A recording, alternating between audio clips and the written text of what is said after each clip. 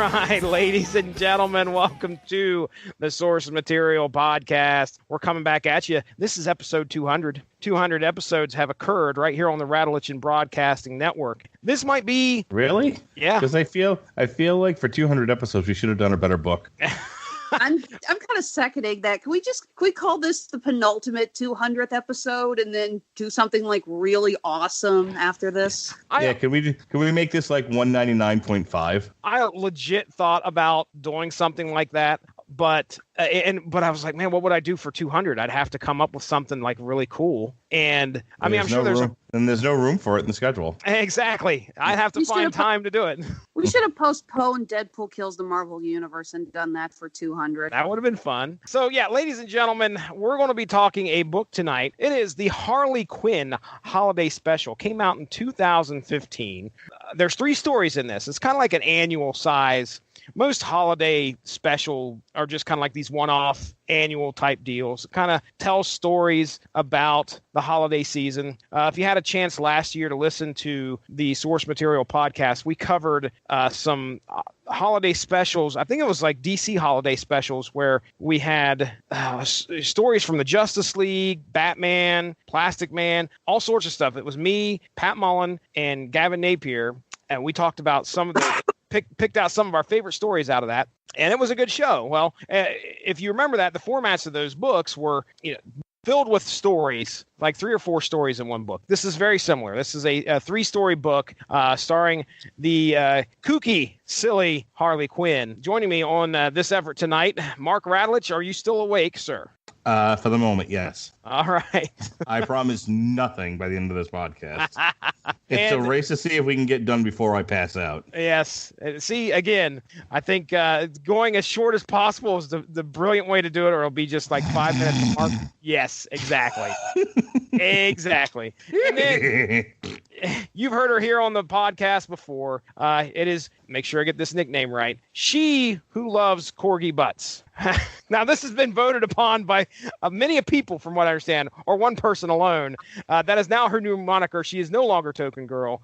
Alexis Hejna, welcome back to the Source Material Podcast. Glad to be back. Taking all bets. What's going to happen first? My dog start barking or Mark starts snoring? Well, that's a good question. It's an exciting episode of the Source Material Podcast tonight, ladies and gentlemen. Oh yes. Now, hang on. Did you like Ronnie's gift that I gave him? Oh, that Jesse? was perfect. That wasn't it though? Perfect. Totally thoughtful. You know what? There's only one thing that I could give Ronnie Adams that could truly be from me to him, and that is a Snagglepuss Funko Pop. That's it. Alexis, were you aware of the distaste and the utter hatred that Ronnie Adams possesses for Mark Russell's Snagglepuss?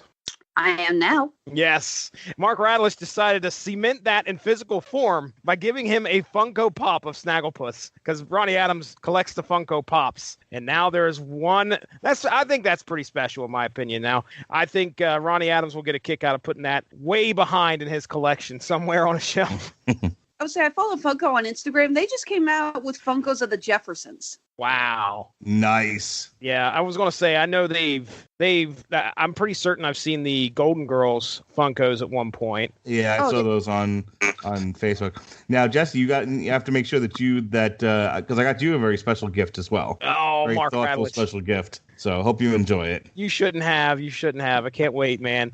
Well, so yeah, Ronnie Adams, he is on work vacation, I guess we would say, and he is not able to join us tonight. So it's just going to be us trio hanging out with you, talking about some Harley Quinn. So I guess let's get to it here. Like I said, there's 3 stories in this book. Amanda Connor and Jimmy Palmiotti are the writers of each story, and the artists, there's a different artist for each story. So what we'll do is we'll give you a quick synopsis of each story, maybe give you our thoughts, and then we'll proceed. So here we go. So our first story is titled Bad Toy, and it's the longest story of this book. The artist is Morissette. So there's no first name, last name. I don't know if that's the first name or the last name, but Morissette is the artist here. And is her first name Alanis? I don't think so. She does a decent job drawing, if that's the case. So our synopsis is as follows. Harley decides that the best way to spread Christmas cheer is to randomly give some dogs and cats away at a local department store. The plan sounds simple enough. Masquerade as Good Samaritans, helping carry their packages to their cars, slipping the little critters inside their bags unbeknownst to the shoppers. But when Harley decides to go check on one of her cute rescues at their new home, she soon realizes she bit off more than she can chew when the family awakes Christmas morning to find Harley curled up on the floor with the puppy. After the young girl of the family mistakes Harley as a present, the father asks Harley to stay. You see, the young girl lost her mom on Christmas a few years back, and her father tries to keep her happy any way possible. After some hours of good-hearted play, Harley has a heart-to-heart with the young girl to help mend the bond between her and her dad, which logically entails Harley chasing the young girl with an axe, becoming quite the bad toy. There you go. That's a synopsis for that first story. So, Alexis, I mean, can you give us what do you think of this first story here? So I did have a couple of questions right off the bat. There's a gentleman that Harley is with who's helping her put the puppies and the kids in the bags, named Tony, who I had absolutely no clue who that was. Yeah, okay. I can fill you in with some of this because I read the first 2 volumes of the New 52 Harley Quinn.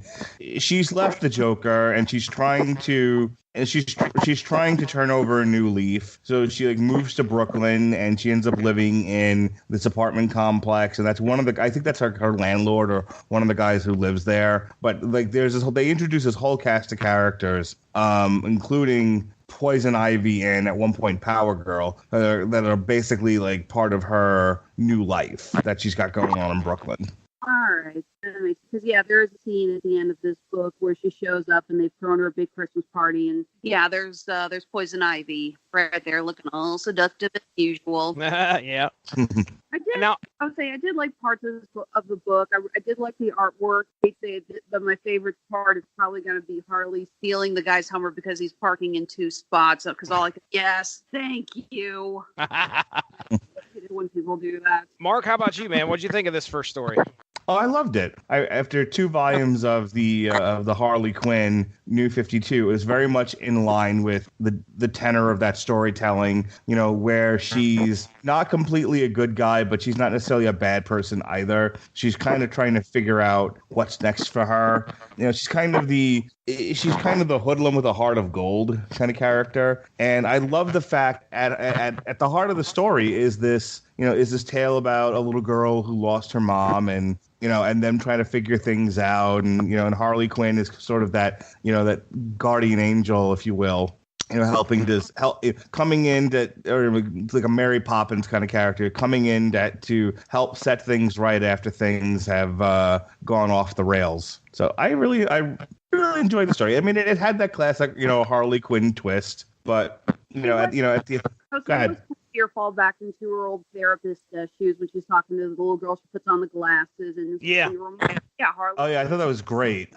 Yeah, her putting on the glasses and talking to her. I mean, my goodness, it got silly, but it almost got really kind of sad as you find out about what happened between the daughter and the father losing their mom on Christmas. Yeah, it gets silly where they decide to go and eat all the candy canes and then puke all over each other. And then when they decide that they're going to eat the turducken, then they puke again. So it's a silly story, but man, it's very serious in tone. There's some moments throughout this first story that make you kind of realize that there are people out there that are not celebrating the greatest of Christmases. Very, very heartwarming, I guess you'd say. Just like you said, Mark, she's kind of the bad guy, but then she's a good guy. And then she grabs the axe. And she runs around. She's like, the kid and her decide to put together this plan to go in order for her dad to try to mend things between her and her dad. And one of which is actually Harley decides, okay, well, yes, I need to become this bad toy, which is what her dad told her at the beginning. She says, I need you to be a bad toy because I even though I'm paying you to stay here with my daughter and she thinks you're a present, I want you to be horrible. So she wants you to get out of the house. Well, she kind of lets the young girl know what her dad said. And then they themselves put together this plan in order to kind of patch things up between her and her dad. Well, I was going to add, I want to go back to something that Alexis has said. You forget that Harley Quinn started off as a psychiatrist at one point. I know in the New 52 iteration, that's actually one of her jobs, is that she starts doing psychotherapy, I think like in a retirement home. Okay. Like during the day, and she's like working with this circus at night and getting into all kinds of misadventures or whatever. But I do love that aspect of her character. You know, when she can turn off her crazy just a little bit, she becomes really insightful. Like she's not just a lunatic. And I like the fact that they added that part of her personality to the story. Alexis, are you looking at that last page by chance where they're all standing around the punch bowl? The Merry Christmas nut bucket. Yeah. Can you tell me, do you have any idea who half these people are? Because that is a crazy group of, I mean, I recognize Poison Ivy, recognize Tony. Is there a dead beaver? Yes. Okay. Yeah. That, by the way, that beaver's imaginary. Okay. It's dead and has a hole in it. Its tail is taped up. Half these people look imaginary. We got Humpty Dumpty sitting there in Doc Ock's floating chair. It looks like he's got metal tentacles coming out of the bottom of the egg. I do not understand that at all. And then we have this two-headed dude, Goat Boy. I don't recognize. Like I said, she's dealing with a circus.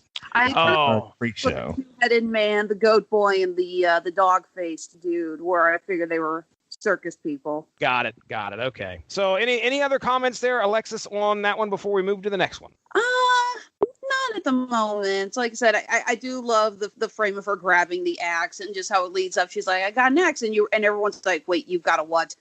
I do just kind of like how that takes everyone by surprise. Even the kid, she's like, wait, that wasn't part of the plan. Got to make it look real. Actually, I did just notice, it looks like Poison Ivy materialized some mistletoe over her head.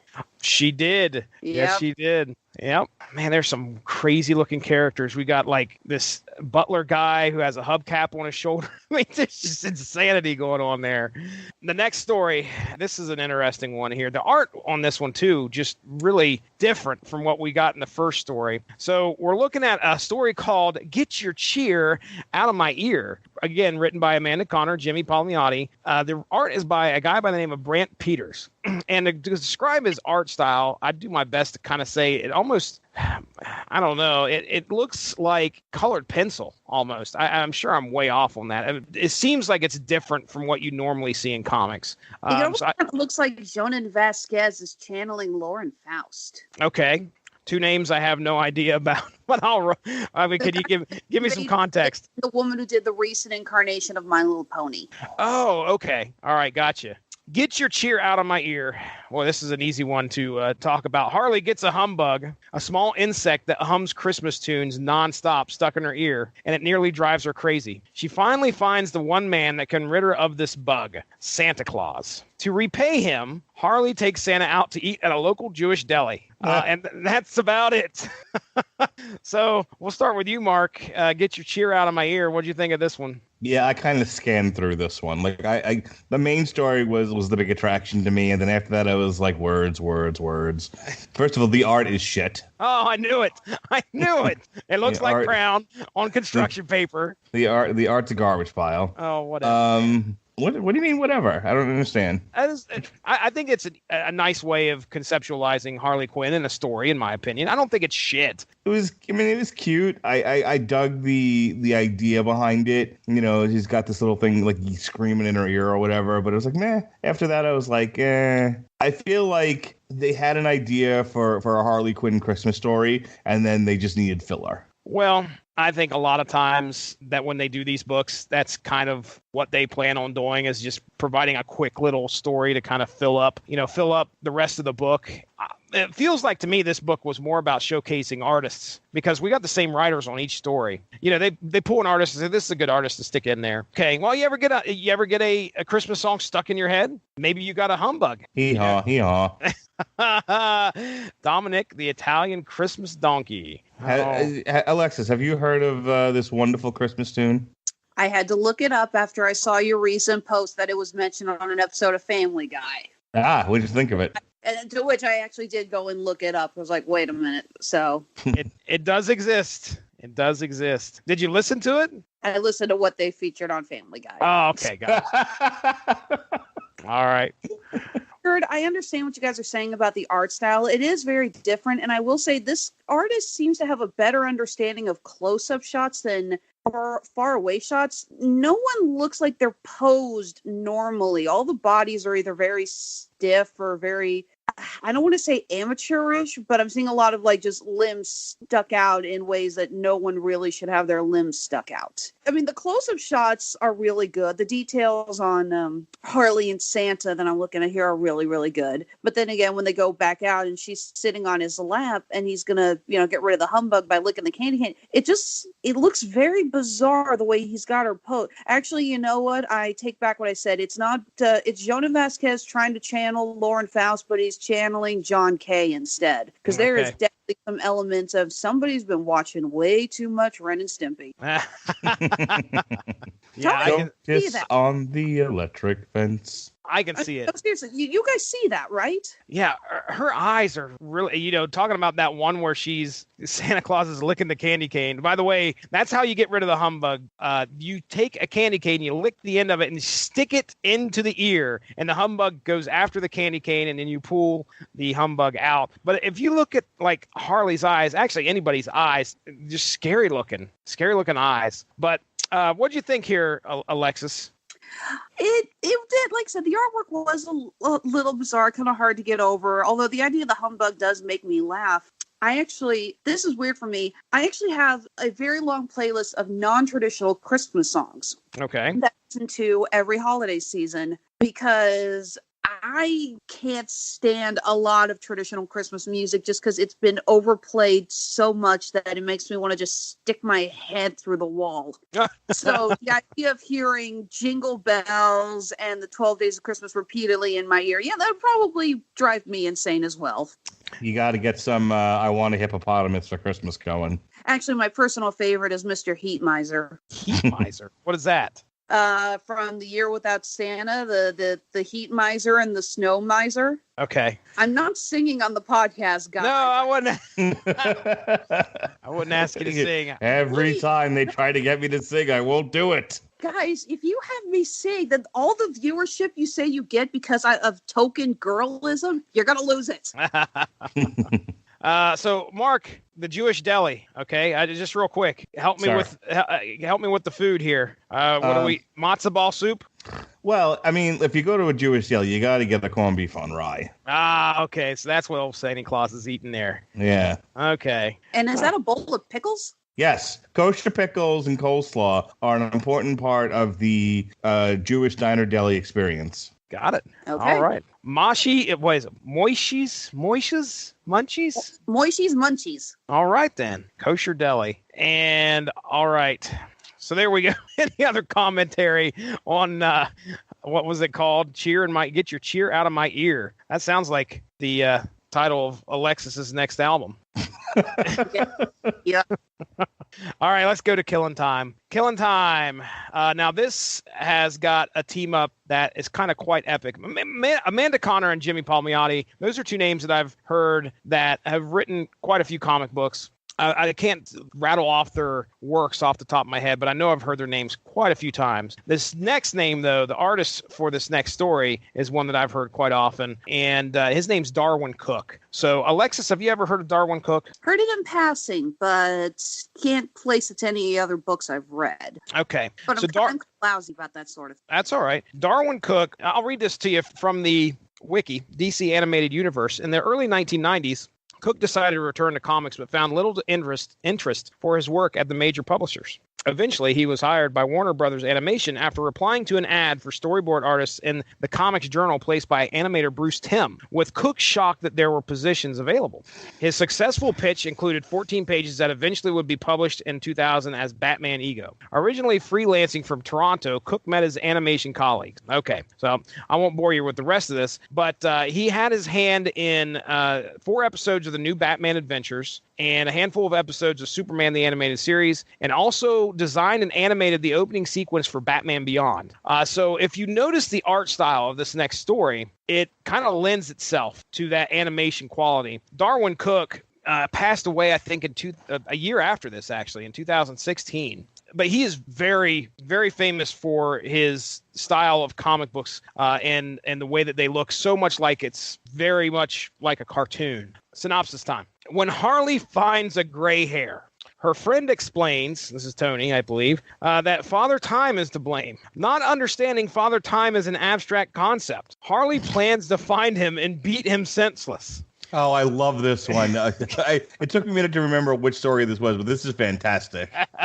Going through her files, she finds a patient by the name of Harold Time and decides to put her plan into action. When she reaches Harold, Harley soon learns the error of her ways while meeting Harold's grandson and great-grandbaby Lillian. At the end of the issue, a miracle occurs when Lillian reaches out and plucks the gray hair from Harley's head. And that is our synopsis. So, Killing Time. What do you think, Alexis Hejna? What do you think of this one?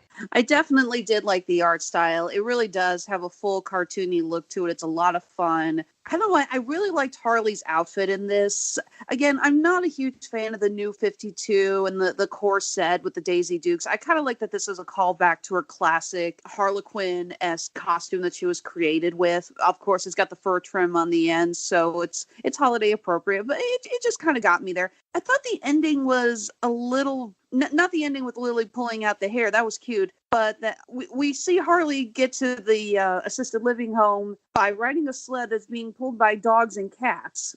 Again, apparently she has a lot of stray pets around her apartment. As she's getting ready to leave, she's trying to figure out where they are, and she sees that all of the pets are curled up with all the residents of the home, which is really sweet and cute, but I felt like it was kind of jarring from the comedy of, she plucked my hair, it's a New Year's miracle. It's like, that's so silly. Oh, that's so sweet. It's a bit of an emotional whiplash. Oh, yeah. It's definitely something that leaves you going, well, just like the second to last panel, with a tear in your eye, possibly.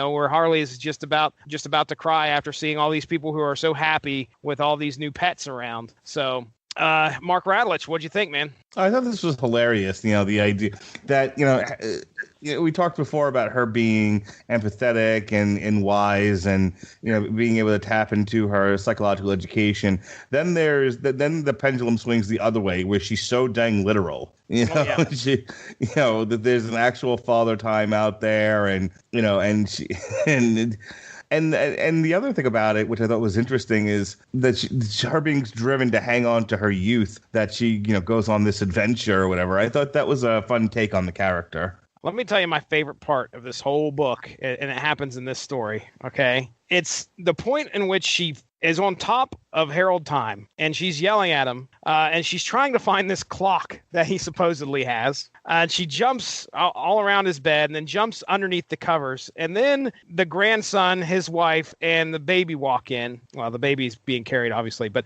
anyway, they come in, and I think the grandson says something like, there's something in his bed. And she pops her head out of the covers. What are you doing in there? And she looks at him and says, I'm looking for the old man's clock.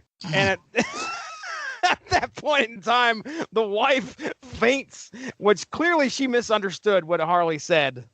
She thought she was under there doing something that she shouldn't have been. But that was pretty funny. But yeah, as literal as she is, and as she goes, I was like, man, is she going to kill this guy? Certainly not. She's not going to kill this poor old man who's in this rest home. I mean, that was probably my favorite part of the whole book. I would say that this is probably my favorite story, just because it's Darwin Cook art and it's a fun, entertaining story. That's pretty much this whole book all around. It's just silly Harley Quinn madness. When we're looking for something for the holidays to read, that was the thing. Like, we could have done like Batman Noel or some of these other really serious stories. I'm like, no, I want to read something fun. I want to read something that makes me laugh. And I definitely got a kick out of these. Alexis, what's your final thoughts on the Harley Quinn Holiday Special? I did enjoy it. I actually like some of the in-jokes on the third story, like when she's looking in a mirror after Lily plucks the hair out. You can see the back of the mirror, and it says, Handy Brand Hand Mirrors, a division of Convenient Prop Co. And you see, and there's a sign in the home. It says, ask yourself, did we put on our pants before we left our room? Yes. But I feel like it adds to the emotional whiplash, but it's still a detail that I appreciate. Yeah, that's all Darwin Cook right there, I believe. Yeah. throwing things in. There was something else here, I think, if I remember correctly, like towards the end, where there was some lady outside of the rest home dressed in a barrel, and it says "Happy New Year, bitches." I was like, "What? Oh, okay, whatever." I know. Yeah, that's so weird. There's a dude carjacking a policeman. A dude on fire. There's a frozen homeless man covered in snow. There's a crashing helicopter, and there's what looks like people falling out of a burning building. Well, that's kind of sad. It's all sad. And here she is walking through all this with a big smile on her face. That's Harley Quinn all over. So, all right. Well, I guess we'll close up shop. This is, like I said, going to be a quick episode, and I'm perfectly fine with that. Alexis Hejna, this is going up on the 10th of December. Do you have anything you'd like to plug for next week forward? Yes, absolutely. My company, Honeysuckle Rose Creations, the intersection of geek and chic. We are doing our first ever charity raffle going on right now. You go to our Facebook page, again, Honeysuckle Rose Creations. You can buy a raffle ticket. We're running this all the way to Christmas Eve. We have a ton of fabulous prizes. We got a bunch of one-of-a-kind jewelry that we have not sold or created at any other time. We're going to be doing all of the raffle drawings on Christmas Day, and all profits are going to Children's Mercy here in Kansas City. Fantastic. All right. Mark Radulich, what do we got coming up on the schedule, sir? All right. As this premieres tomorrow, Sean and I will be doing an on trial for Jingle All the Way. I am not a pervert. Again, if you do not do the put the cookie down music, I will be sorely disappointed.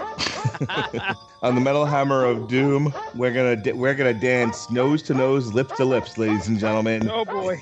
It's Metal Church. You know what's funny? As I keep making that joke, it's not like we're going to be reviewing Sir Mix-a-Lot.